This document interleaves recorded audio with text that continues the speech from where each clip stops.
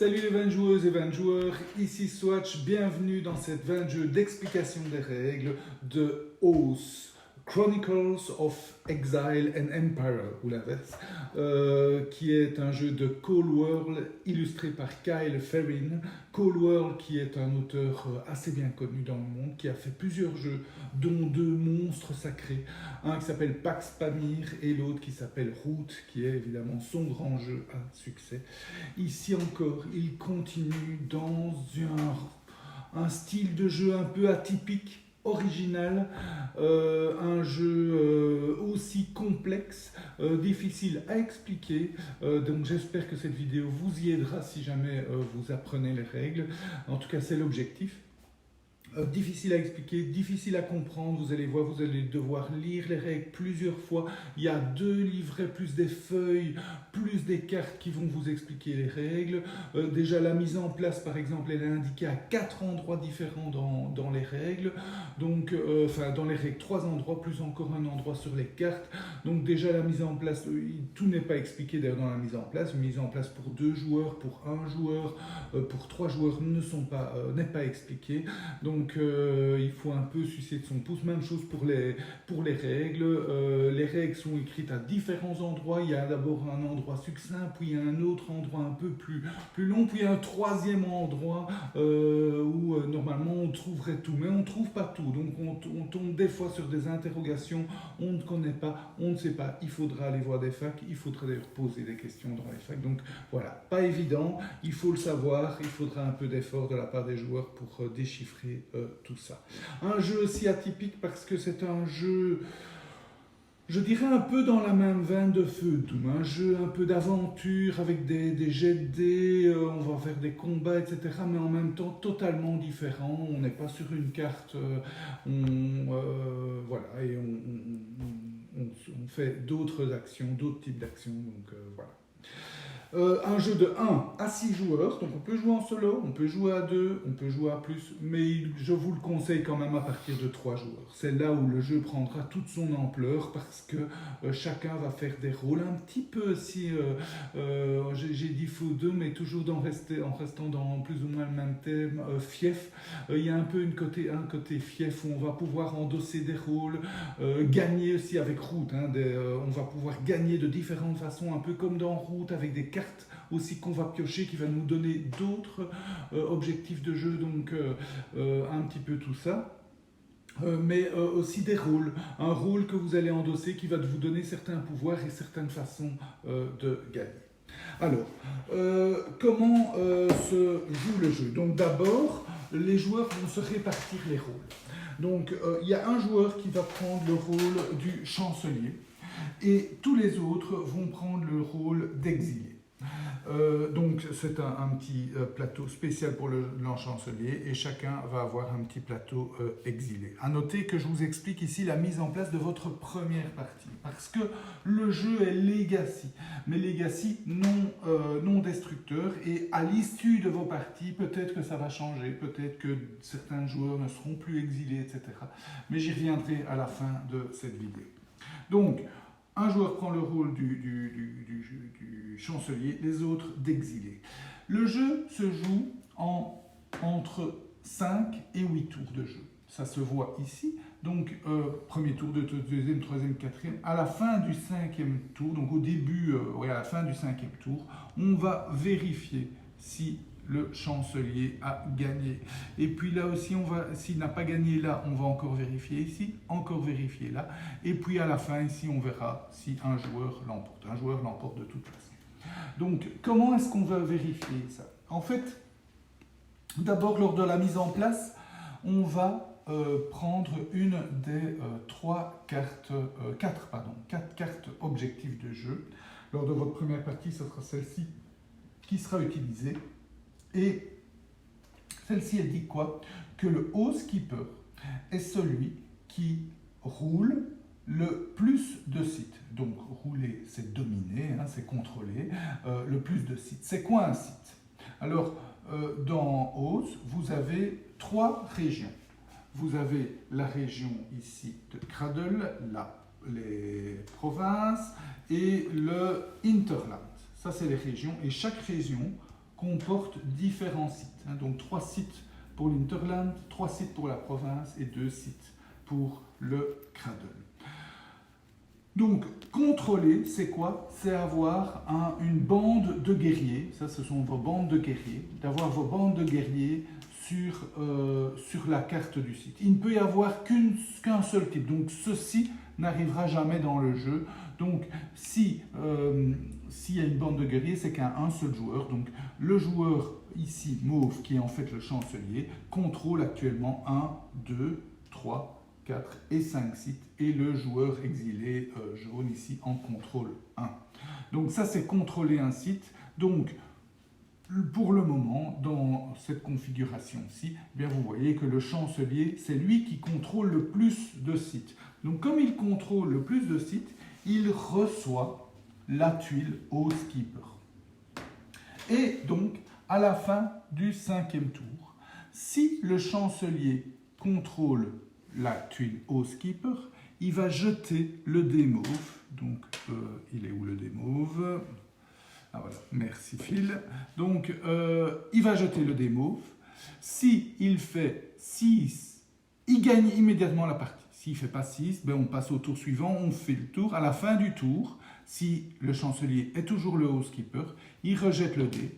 S'il fait 5 ou 6, c'est fini, il remporte la partie. Sinon, on continue. Là, il doit faire 3, 4, 5, 6 pour gagner en ayant toujours le Housekeeper. Et là, eh bien, s'il a le Housekeeper, il a gagné. Donc ça, c'est l'objectif du jeu. Maintenant, si un autre joueur, tout à coup, domine un maximum de sites, à ce moment-là, il reçoit le Housekeeper. Et donc, à ce moment-là, le chancelier ne sait plus gagner. Donc, lui, il devra regagner le Housekeeper pour gagner. C'est sa seule façon de gagner. Et le joueur qui contrôle le Housekeeper, au début de son tour, donc c'est pendant la phase de réveil, qui est le début de son tour, j'y reviens quand je vous explique les tours des joueurs, il va le retourner du côté usurpateur. Il devient usurpateur. Et si au début de son prochain tour, il est toujours usurpateur, il l'emporte. Donc ça, c'est une deuxième façon de gagner. Une troisième façon de gagner, c'est que les joueurs vont piocher des cartes. Et parmi ces cartes, dans le paquet de cartes, vous voyez, vous avez des cartes comme ça. Ce sont des cartes vision qui vont donner un objectif différent. Et donc, si pendant sa phase de réveil, il a cette carte vision sur donc face visible de tous les joueurs peuvent voir la carte vision. Si au début de son tour, il remplit la condition de la carte vision, eh bien, il remporte la partie aussi, peu importe le tour en cours. Donc, voilà, ça, ce sont les différentes façons de gagner le jeu. Il y a une dernière façon, c'est-à-dire que le chancelier peut, à un moment donné, pendant la partie, proposer à un exilé de devenir citoyen. S'il le propose, il va lui donner une de ses reliques qui va donner un pouvoir assez important à l'exilé. Il donne la carte relique à l'exilé et l'exilé peut refuser, mais s'il accepte, il retourne son plateau du côté citoyen. Quand il devient citoyen, toutes ces bandes d'armées deviennent mauves, sont changées en couleur mauve. Donc le Housekeeper, ça c'est l'intérêt pour le chancelier de rendre un exilé citoyen, parce que tout à coup il va pouvoir contrôler plus de sites et peut-être gagner le Housekeeper. Et le citoyen a un autre objectif de jeu. Donc si à un moment donné le chancelier gagne la partie et que le citoyen, donc c'est marqué ici en tant que successeur, le citoyen contrôle le plus de reliques, les reliques c'est ceci, et les bannières c'est ceci, j'y reviendrai après, eh bien c'est lui qui gagne, c'est plus le chancelier. Donc vous voyez, c'est vraiment subtil, c'est-à-dire qu'un chancelier peut, quand il voit son pouvoir diminuer, demander à un citoyen, à un exilé de devenir citoyen, en lui donnant en compensation un pouvoir important, et en plus, ce joueur passe de l'autre côté, devient citoyen et a un objectif différent de jeu. Donc, Déjà là, vous avez des objectifs de victoire bien différents en fonction de la situation où vous en êtes. Donc, soit vous êtes chancelier, vous essayez de contrôler un maximum, soit vous êtes exilé, vous essayez de devenir housekeeper et puis usurpateur, soit vous êtes exilé et vous essayez d'obtenir l'objectif de votre carte vision, soit vous êtes exilé, vous devenez citoyen et vous essayez d'avoir l'objectif du successeur. Voilà. Alors, comment se joue un tour de jeu? Donc, je vous disais, on joue en X tours. Un tour de jeu, eh bien, commence par le chancelier. Le chancelier qui fait toutes ses actions, et puis c'est à chacun, chaque exilé en suivant, aussi exilé ou citoyen, qui fait toutes ses actions. Et quand tout le monde a fait ses actions, on passe au tour suivant. Alors, c'est quoi ces actions? D'abord, au début de son tour, le chancelier a sa réserve à un certain endroit. J'y reviendrai à la fin du tour, on va imaginer qu'elle est là. Ensuite, il va pouvoir faire toutes ces actions qui sont écrites ici, et vous voyez que les actions coûtent entre 2 et 4 réserves, une réserve, etc., 2 réserves. Et donc, quand je fais une action, ben, ce sont des points d'action. Hein. Je dépense mes points d'action, je fais l'action, et puis je dépense d'autres points d'action, je fais l'action, etc. Quand je ne sais plus ou je ne veux plus de faire d'action, imaginons que je décide d'arrêter de faire mes actions ici, je compte le nombre de pions, bandes de guerriers que j'ai, donc ici j'en ai 5, 10, 12, je reviens ici, j'en ai 12, donc entre 17 et 11, je reviens ici, et comme j'en avais non utilisé 2, je peux remonter de 2. Donc si par exemple je suis ici et que j'en ai 12, eh bien j'en ai gagné, enfin je n'en ai pas utilisé 1, donc je reviens là, plus 1. Voilà, ça c'est la gestion de ces points d'action à chaque tour. Alors quelles sont les actions? Donc quand j'ai fait toutes mes actions, à la fin je reviens au bon endroit, et puis c'est au joueur suivant qui fait toutes ses actions, qui revient au bon endroit. Les exilés c'est un peu différent, vous voyez, le nombre de bandes d'armées qu'ils doivent posséder est inférieur pour remonter jusque quasi au maximum. La petite étoile, ça veut dire c'est la position en début de partie. Et puis normalement on revient toujours là, sauf si on a épargné un, ou ici si on en a moins de 9 évidemment. Donc vous voyez qu'au plus j'aurai de bandes de guerriers sur le plateau ou sur mon plateau personnel, au plus ma réserve sera diminuée et au moins de points d'action j'aurai en cours de partie. Ça c'est un peu le principe. Donc plus vous serez puissant sur le jeu, moins vous aurez de points d'action, et c'est ce qui va entre autres compenser le fait d'être puissant sur le plateau et avoir moins d'actions. Alors quelles sont les actions que je peux réaliser? Alors la première que je peux faire, c'est piocher des cartes.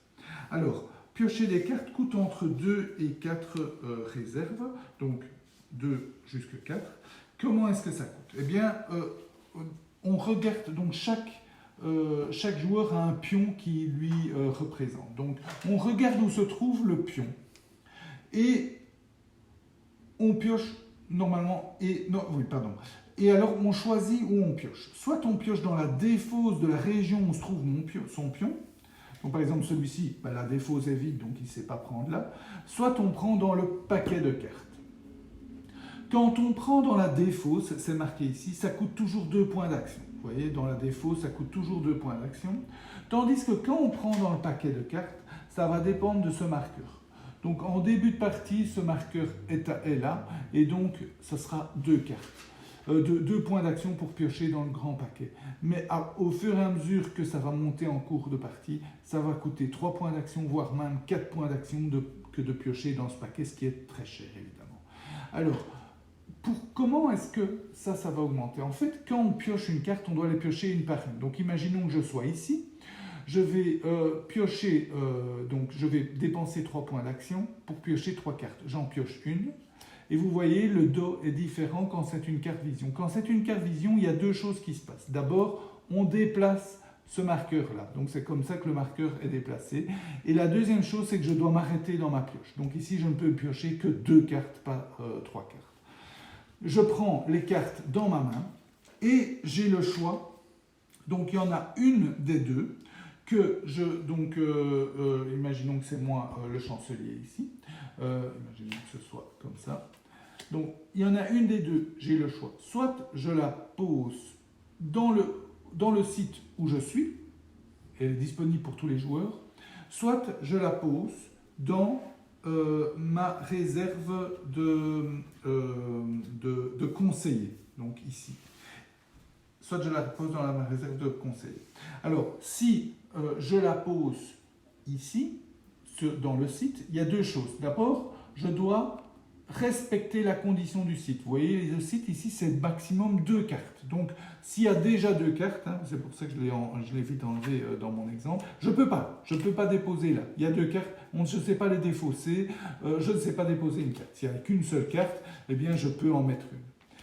Et quand je mets une carte, je prends une pièce venue de cette réserve. Alors, vous voyez, les réserves sont ici. Eh bien là, il n'y a pas de pièce, donc malheur à moi, je ne prendrai pas de pièce. Mais s'il y avait au moins une pièce dans la banque correspondante, ben je la prends, la pièce, et je la mets sur mon plateau personnel. Ça, c'est jouer une carte. Éventuellement, je fais son action s'il est marqué que je dois la faire quand je la joue. Ici, ce n'est pas le cas.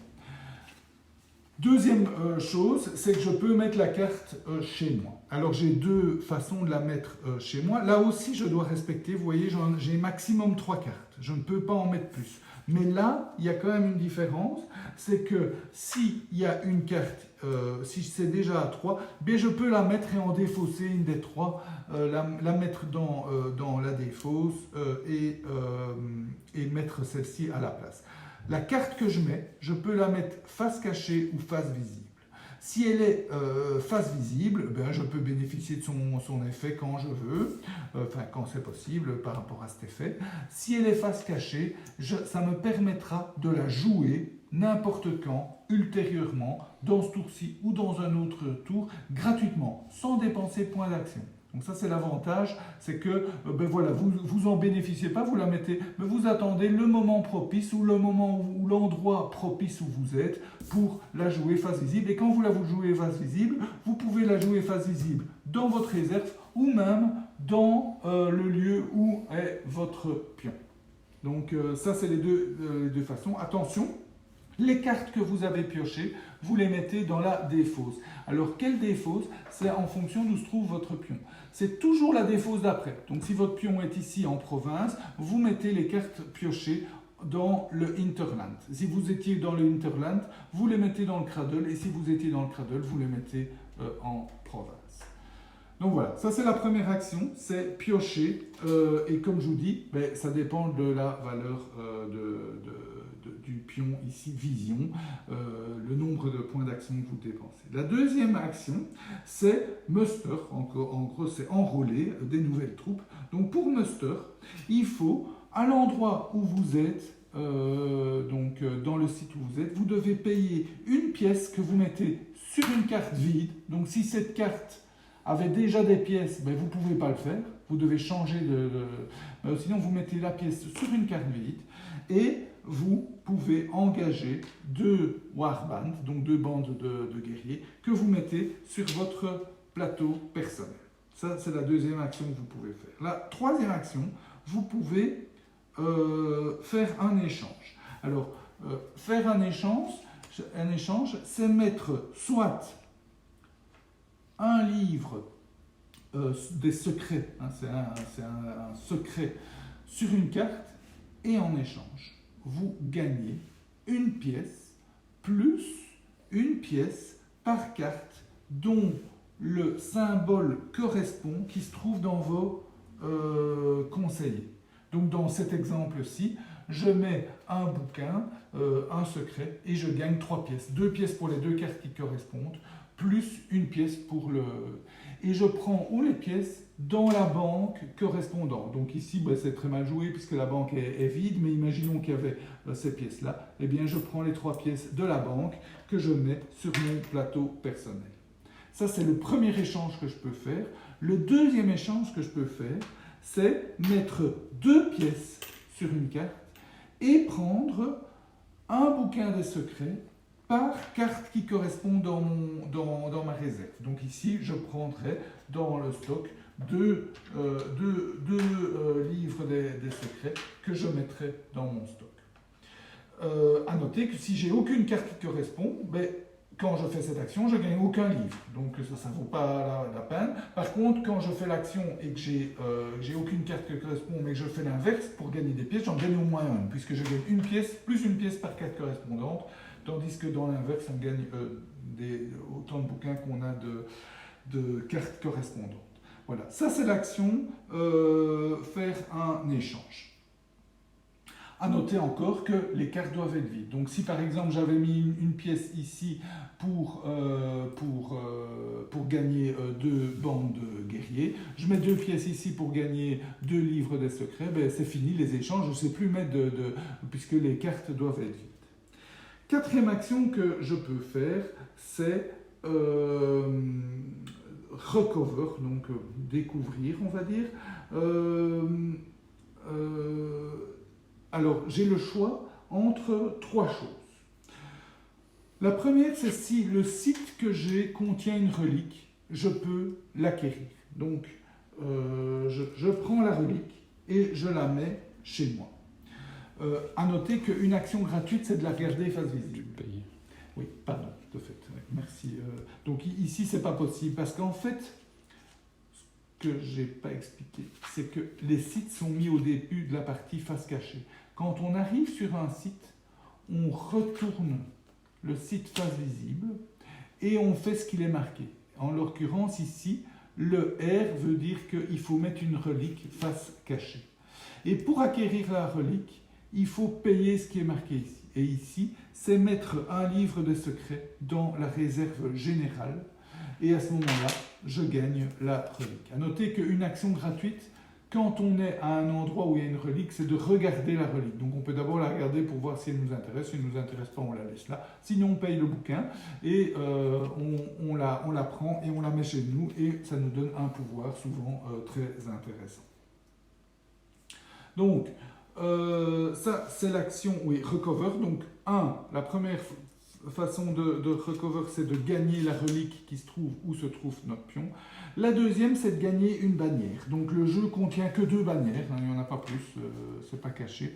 Donc, c'est soit la bannière des secrets sombres, soit la bannière des faveurs des gens. Donc, ce sont 2 bannières qui fonctionnent plus ou moins de la même façon. La bannière des secrets sombres, pour l'acquérir, il faut payer des livres de secrets. Il faut payer plus de livres de secrets qu'il y en a dessus. Donc ici, je dois payer 3 livres de secrets. Je mets les 3 livres sur la carte. Je prends la carte. Des 2 livres qui restent, un livre va au joueur qui possédait la carte et un livre revient au joueur qui vient de l'acquérir. Et cette bannière est chez lui. Tant que personne d'autre le prend, il bénéficie de son pouvoir. Ici, son pouvoir, ça permet de l'action recherche qui lui permet de piocher des cartes, lui coûte toujours 2 points d'action, même si le marqueur des secrets est ici à 4 ou à 3, ça lui coûtera toujours 2 points d'action. Le deuxième bannière qu'on peut acquérir, c'est la même chose. Donc là, on va payer une pièce, autant de pièces qu'on veut, mais au minimum une pièce de plus qu'il y a de pièces sur la bannière. Donc imaginons qu'ici je paye 3 pièces par exemple, je mets les 3 pièces. Cette pièce-là retourne dans la réserve et je gagne la bannière. Et cette bannière-là, qu'est-ce qu'elle va me permettre? Elle va me permettre de défausser des cartes à côté des sites. Donc si je suis ici, mon site il est complet, il y a 2 cartes dessus, mais je veux en poser une, je retire gratuitement une carte. C'est la seule façon de retirer, je la mets dans la défausse et je pourrai jouer une carte. C'est la seule façon, il faut avoir cette bannière pour pouvoir se permettre de faire ça. À noter que je peux retirer même d'un autre site. Donc si je veux ennuyer mon adversaire qui est ici, qui bénéficie toujours de cette carte-là et j'en ai marre, je peux l'enlever grâce à cette bannière. Donc elle est assez sympa. La seule chose, c'est qu'elle coûte un coût d'entretien. Donc à chaque tour, le joueur qui possède la bannière peut soit retirer une pièce de la bannière et la mettre dans une des banques, soit ajouter de sa réserve personnelle une pièce. Et il doit toujours donc maintenir, donc une fois enlevé, une fois mettre ou quelque chose comme ça. Notez que quand une bannière a 6 pièces dessus, elle se retourne de l'autre côté, son effet est légèrement modifié. En gros, elle coûtera plus cher. Soit,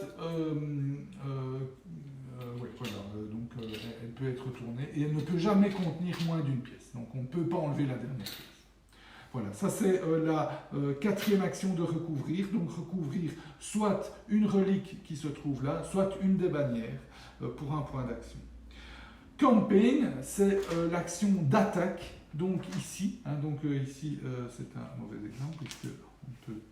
Donc imaginons que le joueur mauve décide d'attaquer. Donc la première chose qu'il fait, il doit avoir un objectif, enfin se fixer un objectif. L'objectif, ça peut être un joueur, soit un joueur, on va montrer comme ça. Donc, soit un joueur, donc où est mon pion? Je vise un joueur qui a son pion au même endroit. Soit je vise un joueur qui contrôle la région où je suis. Soit, si je suis comme ça, je peux viser les bandits parce que cette région est contrôlée par personne, alors ce sont les bandits.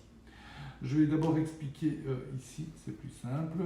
Donc, quand j'attaque ici, quand je vise d'abord le joueur, ensuite je peux viser ce que je veux de ce joueur. Si je suis dans un site qui est dominé, donc qui est contrôlé par un joueur, je suis obligé de viser ce site. Mais je peux en plus viser un ou plusieurs autres sites contrôlés par ce joueur. Donc en une attaque, je peux attaquer plusieurs sites. Je peux également attaquer le pion de ce joueur, et donc ça c'est pour viser de lui faire perdre beaucoup d'argent. Si le joueur a accumulé pas mal d'argent, c'est une façon de lui faire perdre son argent. Ensuite, on jette les dés. Donc le défenseur va toujours jeter le nombre de dés de ce qu'on vise. Donc ici, si je vise ce site-ci, il jette un dé. Si je vise, par exemple, il est comme ça, je vise ces deux sites-ci, il jette 2 dés. Si je vise le pion du joueur, on regarde sur son plateau, il est marqué 2 dés, donc il va jeter 2 dés. Et si je vise les bandits ont toujours juste 1 dé. Donc, le défenseur donc, va jeter les dés dont il a droit. Donc, il jette ses dés. Et le résultat des dés peut être soit blanc, soit un double bouclier, soit un x2. Donc, si c'est un x2, ben, il a, dans ce cas-ci, 6 boucliers, puisqu'il double tous les boucliers qu'il a. Si évidemment il est comme ça, il n'a rien du tout, puisque c'est x2, 0. Donc ici, par exemple, il a 2 boucliers. Et ensuite, l'attaquant va jeter ses dés. Il jette combien de dés? Il va jeter autant de dés qu'il a de bandes armées dans sa réserve. Donc ici 5. Il va jeter ses 5 dés. Et alors, il va regarder le résultat des dés. Donc, ceci, c'est un point d'attaque. 2 transparents, c'est un point d'attaque. Un transparent qui reste, c'est aucun point d'attaque. Et ici, c'est encore 2 points d'attaque, mais il doit perdre un warband de sa réserve. Donc ça, c'est son résultat. Donc ici, dans ce cas-ci, il a 1, 2, 3, 4 points d'attaque. Le défenseur a 2 points de défense, plus autant de défense qu'il a de bandes armées à l'endroit visé. Donc ici, il a 2, 3, 4, et l'attaquant, il a 2, 3, 4. En cas d'égalité ou inférieur, l'attaquant perd. Mais l'attaquant a toujours une option, il peut sacrifier un ou plusieurs bandes armées de son plateau pour ajouter un point d'attaque. Donc ici, hop, il en a 5 et il l'emporte. Quand il l'emporte, le joueur défenseur perd la moitié, arrondi à l'inférieur, des bandes armées qu'il a sur la carte, donc il enlève celle-ci, et l'autre il la récupère sur son plateau personnel, et l'attaquant peut placer autant de bandes armées qu'il a de son plateau personnel sur l'endroit. À noter que les sites ont aussi des particularités. Donc par exemple celui-ci oblige l'attaquant à payer un dé rouge en moins, donc il va pouvoir en lancer un en moins, ça va évidemment le pénaliser. Vous avez aussi des sites, des cartes comme ceci. Donc le joueur qui contrôle la région, enfin pas la région, le site en face de la carte ici peut bénéficier de ça. Donc ici, eh bien, s'il attaque, il décide de prendre un dé en plus. S'il défend, ben, il va dire attention, l'autre ne pourra prendre un dé en moins. Certains seront avec des coûts qu'il faudra payer des cartes. Et vous avez aussi les cartes personnelles. Donc vous voyez ici par exemple, le joueur peut payer une pièce pour empêcher de perdre, donc c'est en attaque, hein, quand il fait une campagne en attaque, parce que c'est rouge, sinon ce serait bleu, il paye une pièce pour empêcher de perdre des unités pour tous les crânes qu'il fait à ses dés. Et en plus, si le défenseur a 4 dés ou plus en défense, eh bien il ajoute 2 dés rouges en plus. Donc quand ici, ben voilà, quand il fait une attaque, il gagne une réserve, donc son pion de point d'action, ben il gagne un point d'action. Donc voilà, ce sont des petits... vous avez celui-ci qui dit, dans tous les cas, votre adversaire ne peut pas utiliser des cartes combat qui ont ce symbole-là. Qui ont ce symbole-là, enfin un de ces symboles que vous avez, pardon, les deux symboles, mais dans notre partie c'était surtout celui-ci qui était important. Donc voilà, vous avez tous des effets différents, il faudra donc faire attention non seulement au nombre de bandes armées qui se trouvent sur le site, mais aussi aux effets du site, aux effets des cartes des sites contrôlés par chaque joueur et aux effets des cartes conseillées, contrôlées par chaque joueur. Donc un petit peu tout qui va donner des modifications et qui va résulter à ce combat. Donc un combat vraiment épique, vraiment à la manière des grands jeux Ameritrash. C'est pour ça que j'en parlais aussi au début, que le jeu était un peu Ameritrash, mais évidemment il y a tout ce jeu de cartes. Hein. Vous piochez beaucoup de cartes. Il y a aussi un peu de planification, mais c'est surtout un jeu d'aventure, bien entendu. Voilà, donc ça c'est l'avant-dernière action qu'on peut faire, et la dernière c'est voyager. Donc on peut prendre son pion et aller à un autre endroit. Ça va coûter des points d'action, en fait il faut voir à l'endroit où vous êtes. Ici, pour 2 points d'action, je peux aller dans un des 2 sites du Cradle. Pour 2 points d'action, je peux aller dans un autre site du même endroit, et 2 points d'action, je peux aller dans un site de l'Hinterland. Vous voyez à l'Hinterland, là, c'est pour 3 points d'action, je peux changer de site au sein de l'Hinterland. Pour 2 points d'action, je peux aller sur un site des provinces, et pour 4 points d'action, je peux aller sur un site du Cradle. J'ai aussi certains sites, comme par exemple ici la Lush Coast, qui me permet de voyager d'une Lush Coast à l'autre pour un seul point d'action. Il y en avait une autre ici, donc vous voyez, je peux aller voyager de l'une à l'autre pour un seul point d'action. Donc voilà, ça c'est. Vous pouvez aussi réaliser des actions gratuites. Je l'avais dit, c'était une carte action qui est face cachée chez vous. Vous pouvez la mettre face visible et la jouer soit chez vous, soit dans le site où se trouve votre pion pour réaliser éventuellement l'action ou bénéficier du pouvoir de la carte. Vous pouvez gratuitement aussi regarder les reliques où vous trouvez, soit chez vous, soit chez quelqu'un d'autre. Vous pouvez toujours, en fonction de votre, imaginons ici, votre pion est ici, je peux toujours transférer des bandes d'armée entre le site où se trouve mon pion et mon plateau personnel, donc gratuitement. Voilà. Voilà, ça ce sont les actions gratuites que je peux faire à mon tour. Je peux aussi réaliser, sans payer de points d'action, les actions des cartes, soit qui sont parmi mes conseillers, soit qui sont parmi les cartes adjacente au site où se trouve mon pion, sans coup d'action. Donc par exemple ici, je peux défausser un Denizen. Un Denizen, c'est une carte comme ça qui se trouve à côté d'un site de n'importe quelle location. Donc en payant un bouquin, je paye un bouquin dessus et je fais l'action de la carte.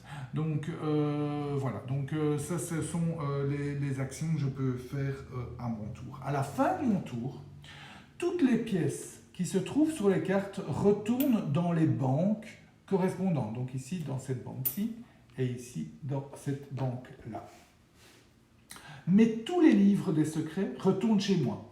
Donc ça c'est le twist aussi intéressant du jeu. Les pièces sont perdues quand vous les jouez, tandis que vous récupérez toujours vos livres de secrets. Donc les livres de secrets vous font gagner des pièces et les pièces vous permettent de gagner des livres de secrets. Donc vous voyez un peu la mécanique assez sympa de la gestion des ressources. Et alors ensuite, on remet son marqueur point d'action au bon endroit en fonction qu'on en a épargné ou pas et en fonction du nombre de bandes armées qui vous reste.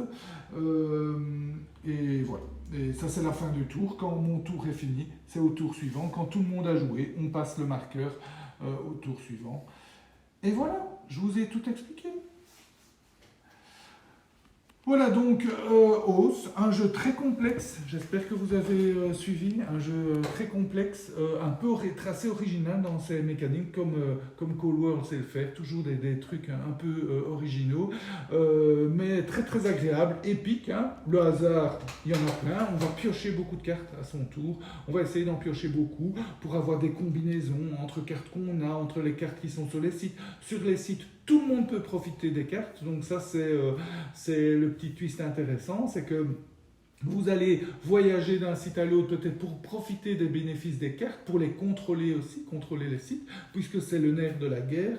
Vous avez toute cette mécanique de jeu d'influence et de jeu de rôle, puisque chacun a un rôle, un exilé peut devenir usurpateur, peut devenir citoyen, peut avoir une vision, donc il y a tous ces objectifs de jeu qui vont entrer en contradiction, plus les joueurs, hein, l'interaction. C'est pour ça aussi que je dis à 3 joueurs, c'est le mieux, minimum 3 joueurs, je dirais 3, 4, 5, 6.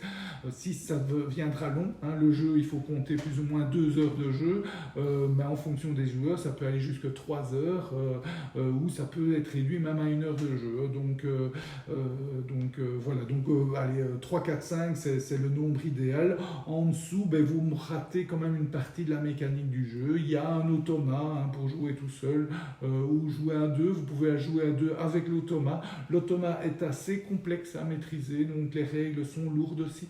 Je n'en parlerai pas dans cette vidéo, mais les règles, je peux vous dire, sont assez lourdes. Donc même à 2 joueurs, vous allez réfléchir à 2 fois avant d'utiliser l'automa, parce que ça va vous prendre beaucoup de temps, ne fût-ce que pour bien comprendre cet automa, mais aussi pour le manipuler. Il y a tout un arbre de décision assez complexe.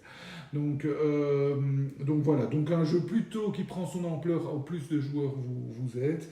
Un jeu où le hasard joue, où vous allez piocher des cartes, où certains vont avoir des bons pouvoirs, d'autres auront des moins bien. Vous allez devoir optimiser tout ça, jeter des dés, combattre. Et alors vous avez tout cet aspect legacy qui est vraiment très simple, hein, puisque à la fin de la partie, vous allez ranger dans la boîte les cartes d'une certaine façon, les rôles d'une certaine façon en fonction de qui a gagné, et ça va donner la mise en place de la prochaine partie. Donc les parties vont avoir ce truc de legacy, vont hériter des parties précédentes progressivement au fur et à mesure de vos parties. Les objectifs de jeu vont changer, les cartes vont arriver, il y a de nouvelles cartes qui vont arriver, etc. Donc ça donne un aspect vraiment très sympa au jeu, cet aspect legacy.